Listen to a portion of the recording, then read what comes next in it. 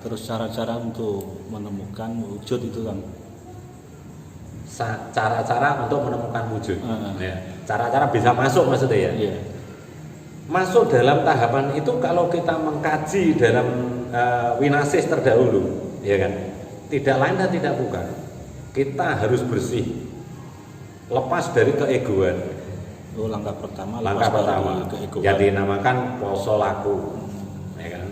Jadi kita nggak usah mempunyai benih-benih negatif siapapun yang masuk dalam otak kita, ya, dalam kehidupan ini yang negatif kita hilangkan. Tahapan berikutnya yaitu dengan bayar pajak dengan poso. Nggak ada lain, nggak ada bukan, ya kan? Ya dengan puasa. Ini yang dilakukan Kang Jito seperti itu. Kang Jito tidak bisa menceritakan orang lain, ya kan? Apa yang didapat sedulur-sedulur winasis lain, karena mungkin dengan buah karya atau tahapan beliau-beliau itu, ya kan? Masing-masing. Tapi Kang Jito dikuasa seperti ini dengan laku itu. Dengan laku puasa itu, maka Kang Jito menyampai dulur-dulur itu tidak ada cerita lain, ya dengan puasa, dengan cul sumeleh seperti itu. Cul sumeleh kan kopamrih. Ya, jadi sampai tahapan wujud itulah di situ semua dijelaskan lengkap. Seisi kehidupan di alam semesta ini, ya kan? Itu dijelaskan dengan real. Tidak ada sekatai sing tidak dijelaskan di situ. Ya, maka di situ transparan. Di situ. Ya, maka temuilah wujud itu dulu. Maka kalau saudara kita yang keteguhan Islam ya, yang Kang Jito tahu ya, bahasa karena dulu Kang Jito juga ajari seperti itu. Allah wujud kita. Pertama wujud. Nah, wujud ini kita enggak hanya sekedar ngomong, ya kan? Gampang untuk diomong, gampang untuk diucapkan, tapi kita harus masuk dulu ke sini, menemui siapa yang dawuh itu, kan gitu. Nah, waktu perjalanan tahap demi tahap itu Kang Jito juga kebingungan. Keegoannya Kang Jito yang apa ya, yang temperamen ya dulu. Ego besar karena belum mau cul sumeleh itu, ya kan masih menghalangi, ya. Nah Kang Jito bahasanya dulu kan seperti ini. Terus pundi Gusti carane saged kepanggih poso meneh, nah, kan seperti itu. Ya. Bagaimana Gusti caranya bisa ketemu? Cara bahasa Indonesia kan seperti itu. Puasa lagi, turunkan lagi, puasa lagi. Jadi nek dikatakan puasa laku, ya memang Kang Jito sudah melakukan semaksimal Kang Jito, ya semaksimal Kang Jito untuk melakukan puasa laku. Tapi puasa wujud Kang Jito juga tidak mau kalah seperti itu. Nah, jadi nggak serta merta terus hanya enak-enakan, enggak. Dan di situ tahapan demi tahapan, ketika kita maju untuk puasa, di situ juga dites atau di prank ya kalau bahasa sekarang ya, di prank, digoda ya. Semakin digoda, di situ Kang Jito juga tanya, semakin saya puasa, godaan kok semakin datang. Apa kira-kira puasa saya ini kurang? Ya, oh berarti aku butuh menambah frekuensi untuk puasa seperti itu. Ya, maka puasa wujud inilah yang bisa Kang Jito sampaikan seperti itu.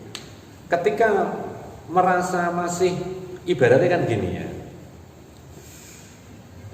Pernah Kang Jito cerita ya, ada suara sound system 1 kilo, ya kan? Jarak 1 kilo kita mendengar itu kira-kira suaranya jernih apa gelap atau sayup-sayup kan? Kang Jito pengennya kan langsung plek gini, seperti ini, jadi kita langsung terang. Itu yang pengennya Kang Jito duluan nih. Menerima dawuh itu hanya sayup-sayup, seret hilang. Apa yang menjadi seperti ini? Kan seperti itu ya. Akhirnya terus makanya dawuh puasa lagi sampai Nah, disitulah akhirnya terang benderang wis suara misalkan frekuensi sound system itu berapa frame atau berapa koneksi ya di situ plek seperti ini. Nah itu yang diinginkan Kang Cito dulu seperti itu. Ternyata dawuh yang disampaikan kuasa menguasai hidup Kang Cito itu sejatinya semua nyambung. Itu. Maka wujud itu harus benar-benar kalau kita mau, ya kan? Di situ tidak ada yang dibeda-bedakan. Tidak ada yang dibeda-bedakan. Siapapun, ya, siapapun di situ ada kuasanya.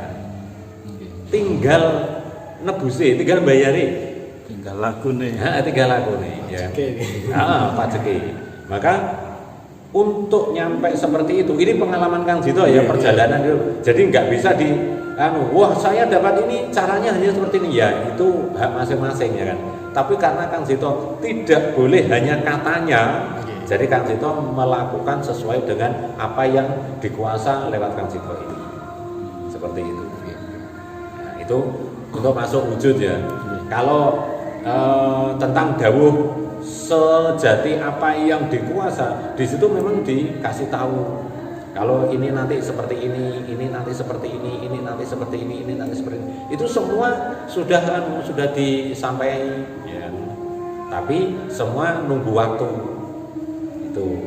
Jadi berarti tahapan-tahapan itu harus ada waktunya, harus ada jedanya gitu ya. Untuk ini seperti ini, seperti ini, seperti ini. Itu ya. Salajengipun ngeten Kang niki kathah sing tanglet babagan bagaimana cara menajamkan mata batin. Nah, kita lanjutnya kanti ya. Wujud kan kanti. Kan ada 5 Mas. Wujud, kanti, selamat, sekabehane titik. Kan ada 5. Ya kan? Kanti. Kanti itu adalah seiring waktu atau diiringi. Ya, seiring waktu berjalan. Dikanteni atau dibarengi. Kalau bahasa Jawa dikanteni, dibarengi. Ya kan? Nah, seiring waktu.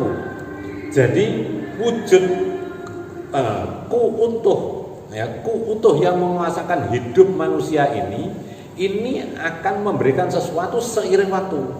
Makanya ketika sampean bicara pasti pernah dengar atau pernah dikatakan seperti ini. Hati-hati loh Mas, ucapannya sampean akan kembali ke sampean sendiri. Mandi ucapannya sampean diri. Pernah ya sampean? Pernah, sering. Nah, ini mapanya di sini. Mapanya di sini. Kanti ini. Jadi kita mengucapkan 5 ini enggak hanya sekedar diucap. Di sini semua ada makna, mapane laku utuh itu. Gitu. Ya kan?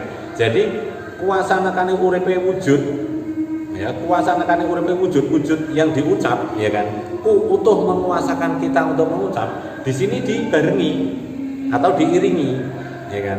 Atas kuasa. Maka kadang-kadang aku hanya ngomong biasa kok tadi, tapi kok tahu-tahu kejadian ini.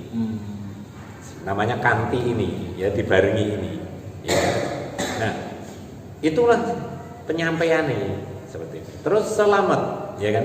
Selamat itu semua yang dikatakan dalam tahapan laku wujud jiwa sempurna itu tidak lain dan tidak bukan adalah kata-kata ingin ketemu semuanya. Ya, selamat. Ya.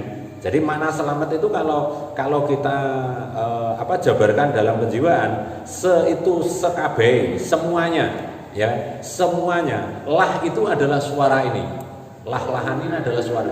Semua suara ini kalau sudah metu, kalau sudah keluar, ya kan, itu akan mapan itu apa bahasanya ya?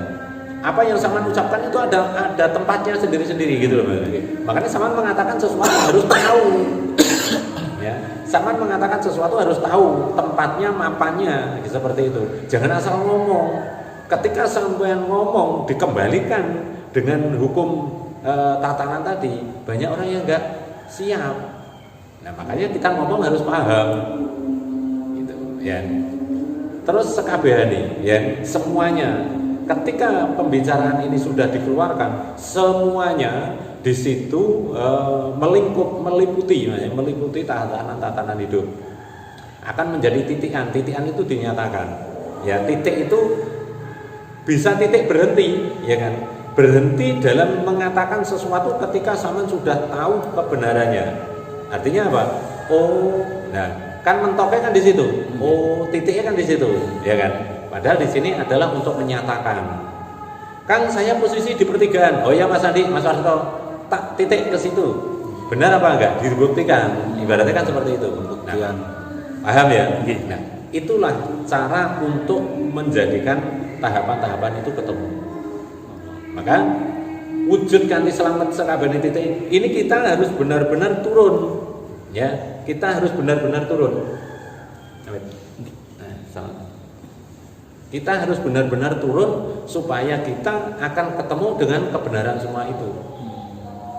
Ya. Maka tahapan-tahapan ini apa saja yang disampaikan di situ akan kembali ke kita sendiri. Ya, maka hati-hatilah dalam menyampaikan kata-kata apapun seperti itu. Jadi tidak hanya mengatakan wujud kanthi selamat sekabehane titik, tapi di situ untuk menjadikan rambu-rambu kita, ya, perhatian kita. Karena apa yang sudah keluar ini itu semua akan kembali kepada diri kita. Kalau ingin masuk dalam satu kata wujud ini, turunlah sampai 0.0. Nah, jadi naik wayangannya Anwar Kudoro ngebur segoro, ya, menemukan Guru Jati atau Dewa Ruci.